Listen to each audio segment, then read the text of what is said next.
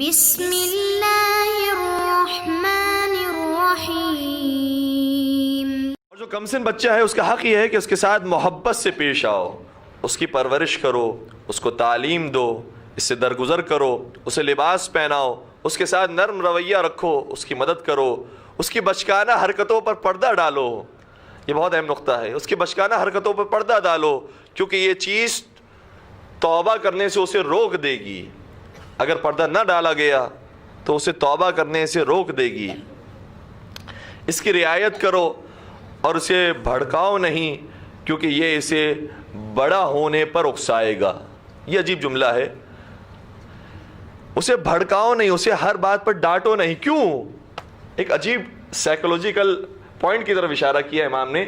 اگر اسے ہر بات پر ڈانٹتے رہو گے تو وہ سمجھ جائے گا کہ ڈانٹنا بڑوں کا حق ہے، لہذا بڑے ہونے میں جلدی کرے گا۔ توجہ ہے، کوشش کرے گا کہ اب میں بھی بڑا ہو جاؤں، میری بھی داڑھی مونچھیں آ جائیں، میرے پاس بھی کچھ طاقت آ جائے، میری آواز بھی بلند ہو جائے، تاکہ میں بھی اپنی بات زور اور زبردستی سے منوا سکوں۔ اور پھر بیان فرمایا لا قوت الا باللہ۔